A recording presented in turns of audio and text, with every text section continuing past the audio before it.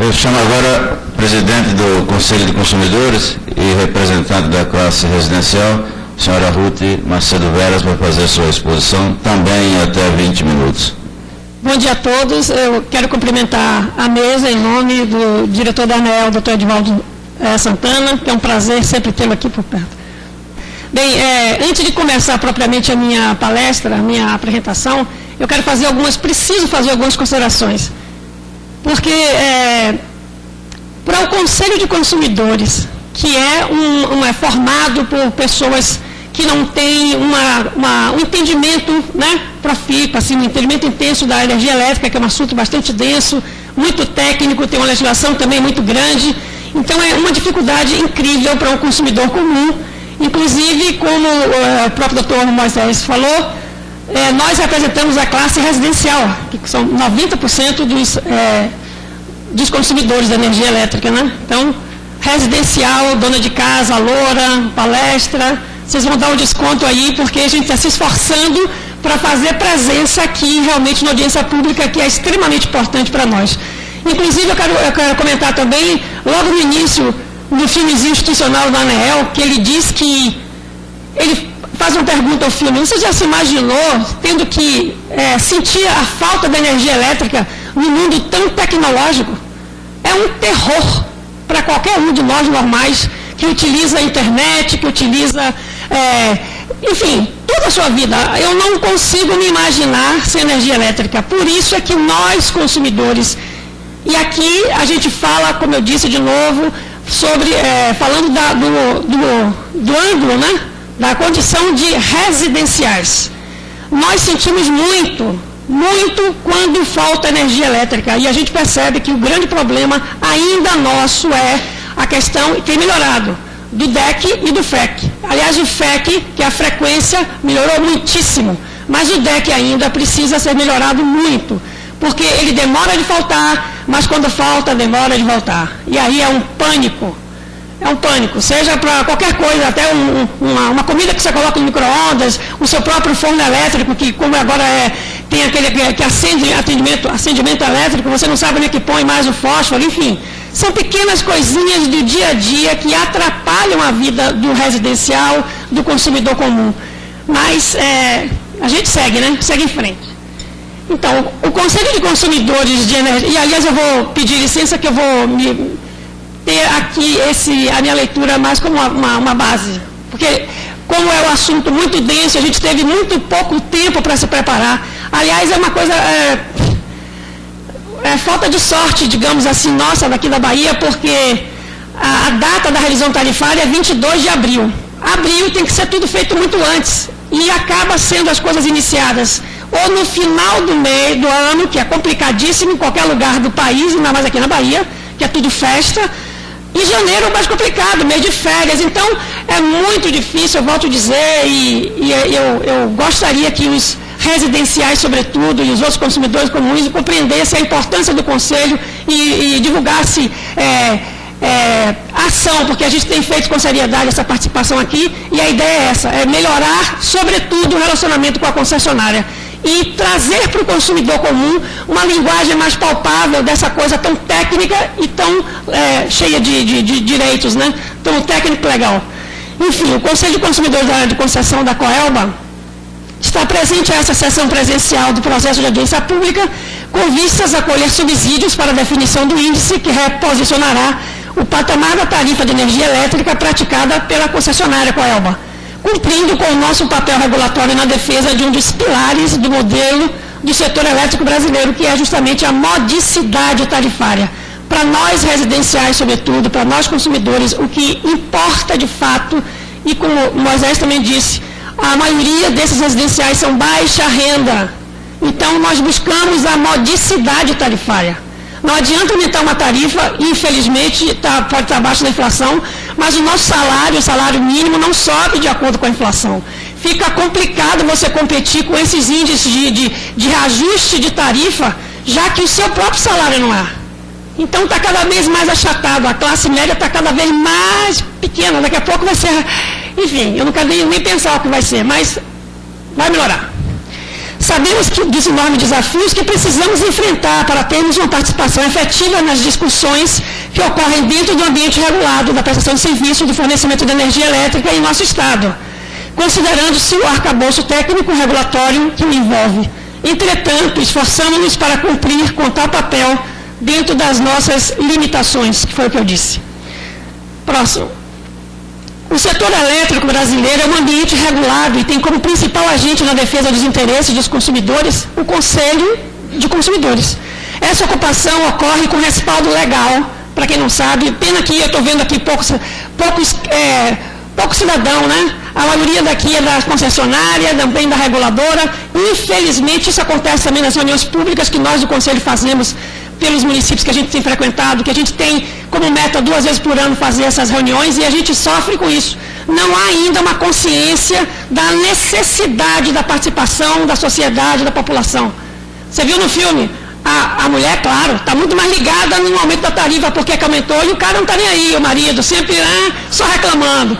Então, mulheres, a gente precisa encher essa sala aqui, precisa entender o que está acontecendo para a gente poder colaborar tanto com a reguladora quanto com a concessionária.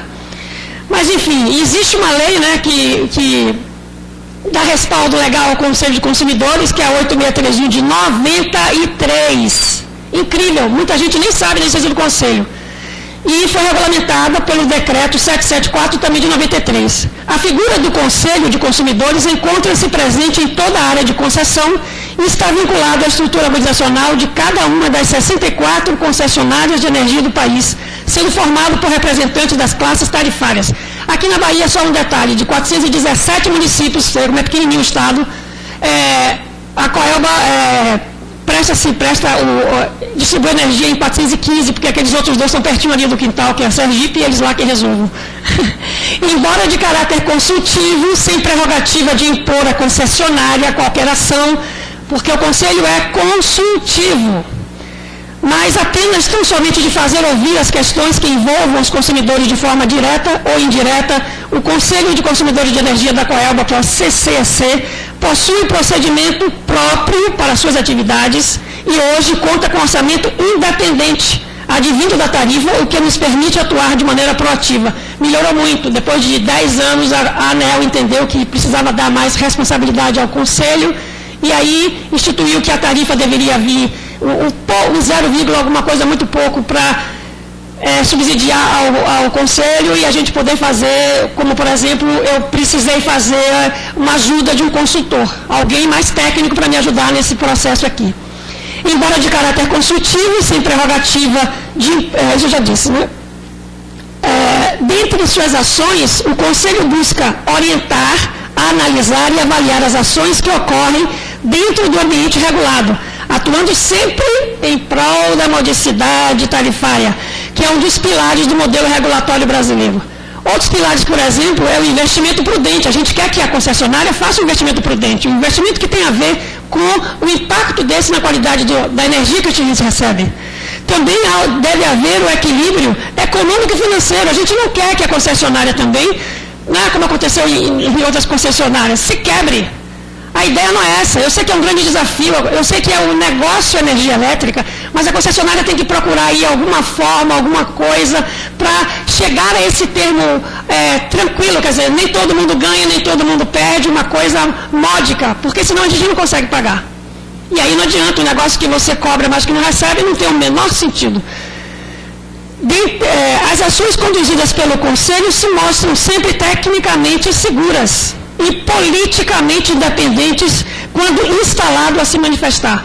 Então, nós aqui fazemos politicamente independente, a gente não tem por esta ou por aquela tendência, a ideia não é essa. E a gente procura sempre, agora, melhor ainda com a ajuda de alguém, de um consultor, conhecer melhor essa regulação, a aplicação das leis e também a parte técnica, estudar a parte técnica. Próximo. Coube à ANEEL o papel de estimular a organização dos conselhos de consumidores e, para este fim, editou a Resolução 138 de 2000, que estabelecia as condições gerais para a formação, funcionamento e operacionalização dos conselhos. Em 2011, 10 anos depois, um processo de revisão da resolução foi concluído, resultando na norma vigente que regula o funcionamento dos conselhos, que é a Resolução ANEEL 451, de 27 de dezembro de 2011. A representatividade desse conselho foi assegurada após a realização de uma audiência pública como essa aqui, e validou as entidades que o compõem. Classe residencial, Ruth Veras, eu, presidência, e representando o MDCCB, é um palavrão, mas é Movimento das Donas de Casa e Consumidores do Estado da Bahia. E a dona de casa moderna, também. Depois a classe industrial, Marco Galindo Pereira Lopes, como vice-presidente ele está, que é da FIEB, Federação das Indústrias. A classe rural, Humberto Miranda Oliveira, da FAEBA, Federação da Agricultura do Estado da Bahia. Classe comercial, Kelson Gonçalves Fernandes, que é a Fé Comércio. E a classe do Poder Público, Karine Mendes dos Santos, que é a UPB, União dos Municípios. Também a gente conta dentro do Conselho com o apoio de Lucimar Aparecida de Souza Rocha, que é como secretária executiva, que ela faz o link entre a concessionária e os consumidores não terem direito a voto. Mas ajuda bastante. Enfim, ainda contamos o nosso Conselho por opção nossa, porque depois da resolução, você do regimento interno pode decidir isso, e nós decidimos que o PROCON faria parte de nosso Conselho, com direito a voto e vez. É importante, tem agregado muito. Nesse caso aqui, Felipe de Araújo Vieira. Tem ajudado muita gente, enriquecido a nossa participação na sociedade. Próximo. Outro dos pilares do modelo regulatório brasileiro é a aderência à realidade local de cada área de concessão, e nesse sentido, coube ao Conselho de Consumidores um importante papel para o qual tal objetivo seja alcançado, que é o de levar à discussão os aspectos regionais que influenciam na determinação da tarifa, bem como atuar para minimizar o efeito da assimetria de informações nesse ambiente, sempre na defesa dos interesses dos consumidores.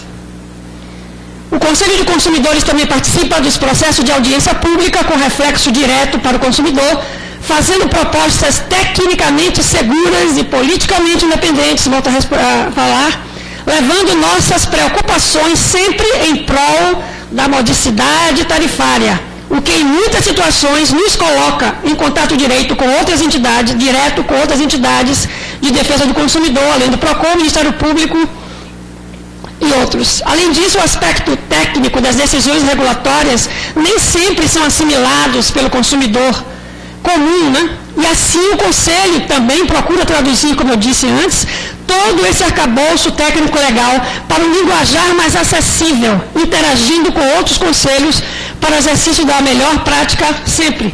Por isso é que nasceu o CONACEI, que é o Conselho Nacional dos Conselhos de Consumidores, e porque em cada país, cada estado tem um, então a gente o Brasil é enorme. Então a gente se reúne sempre que pode, nas outras reuniões, das outras regiões, para a gente entender o Brasil como um todo.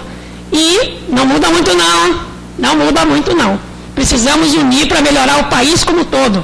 Deixar a Copa para depois, vamos melhorar outras coisas, maior necessidade. Enfim, hoje, o próximo slide.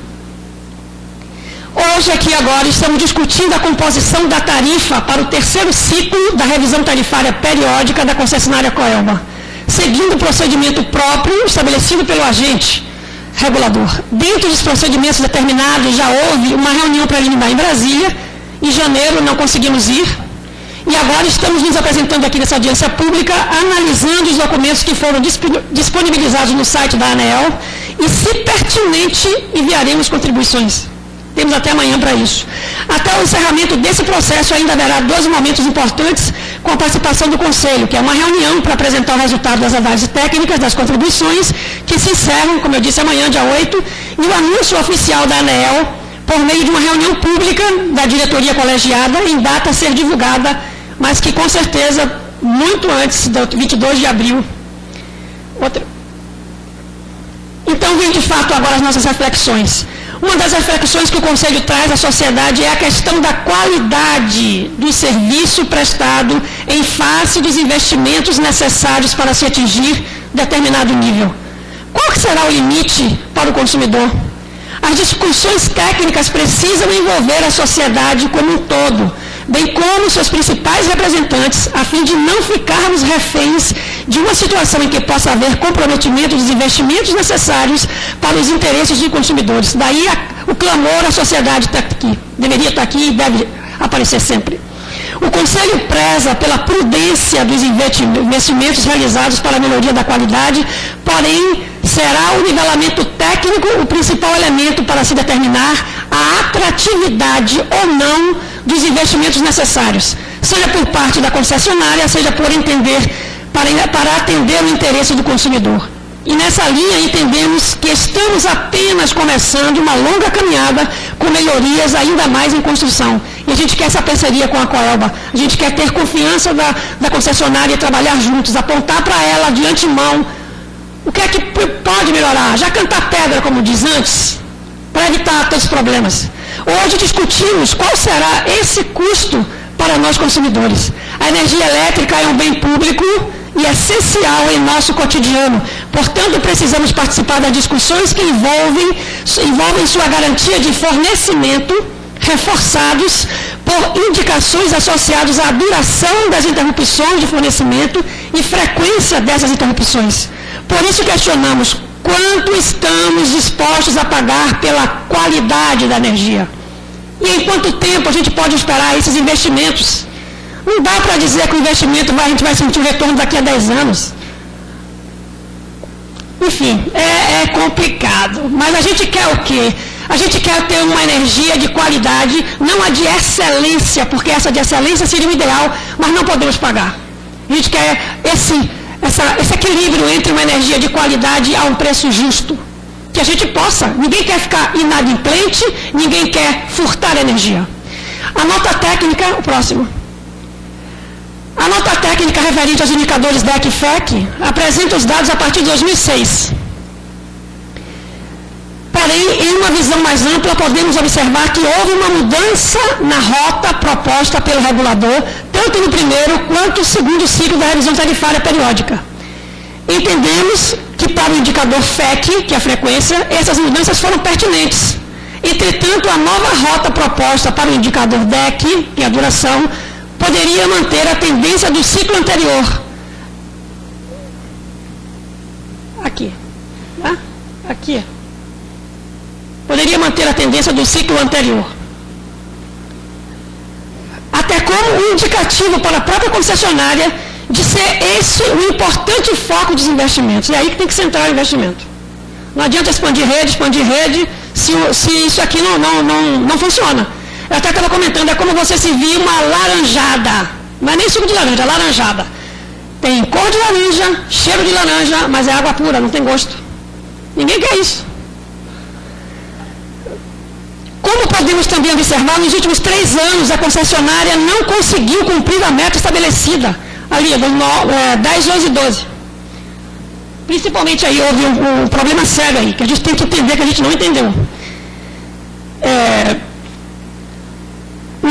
Não conseguiu cumprir a meta estabelecida, inclusive o regulador já trouxe isso, a própria Coelba falou, mas atribuiu a questão da expansão do luz para todos, do tempo, enfim. Para esse indicador, ele reforça a percepção de que possa não ter havido, no nosso sentimento de consumidor, a gente entende que talvez não tenha havido investimentos necessários para manter este nível de qualidade do ciclo anterior. Assim, a manutenção da rota prevista para o indicador DEC, que é de duração, serviria como um sinal mais claro para a concessionária da necessidade por investimentos para a melhoria da qualidade do serviço prestado, que é o que se quer. Nesse pleito, para o indicador DEC, é que seja mantida a rota proposta durante o segundo ciclo. Próximo. Isso aqui a gente vai observar um pouco mais das informações disponibilizadas pela ANEEL, podendo ver que a piora no indicador global de qualidade nos últimos 3 anos é apenas um reflexo dos problemas enfrentados em diversos conjuntos, já que o percentual daqueles que não cumpriram o limite estabelecido pela ANEEL para o DEC durante o segundo ciclo ficou em média próximo à metade nesse final do ciclo, 10, 11 e 12. Próximo. Outra questão que a gente vai trazer aqui, que é a relação das perdas não técnicas. E a gente fica orgulhoso da Coelba em ser benchmark, que ela é comparada como a melhor de todas, entre as que comparou. Então, esse é um reconhecimento não só do trabalho realizado pela concessionária, mas também pela conscientização da população sobre o tema, entendendo que o furto de energia é crime, e também pela própria boa gestão da empresa. E um desses destaques eu poderia dizer a mudança do medidor para digital. Isso deu ao consumidor uma garantia maior de que a aferição será mais justa, porque é mais correta. Entretanto, ainda podemos obter ganhos importantes, caso seja considerado na apuração do valor atribuído as perdas não técnicas da alíquota média dos últimos 3 anos consolidados no balanço contábil, que é de 2009, 10 e 11, que apresenta o valor médio, e aí a concessionária tem um outro foco diferente da gente, porque esse VI aqui é a parcela da receita, né, inerente aos prováveis investimentos, como é? Estou sem óculos, a receita não recuperável. Né? Esse índice aí, essa equação, diz que essa equação sintetiza o cálculo das receitas irrecuperáveis associadas aos encargos setoriais. Por exemplo, a Coelba compra 100 de energia, e ela só consegue vender 80. Há uma perda não técnica de 20. Mas isso não é problema nosso, a gente não pode ser penalizado por essa perda aí. Tanto assim que a ANEEL calcula, né? Essa fórmula serve para calcular os custos desses encargos setoriais, que forma de uma forma mais precisa possível, inclusive o montante que é faturado e não recebido pela concessionária. Essa fórmula tenta fazer isso.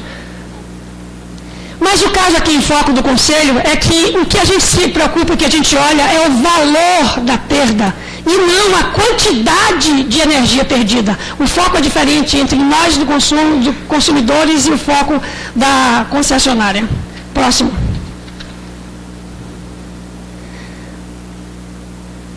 O nosso pleito é que sejam considerados os valores obtidos a partir de um documento de fé pública para validar o montante absorvido pela tarifa de energia elétrica. Eu tenho a agradecer. Muito obrigada a todos. Um bom dia.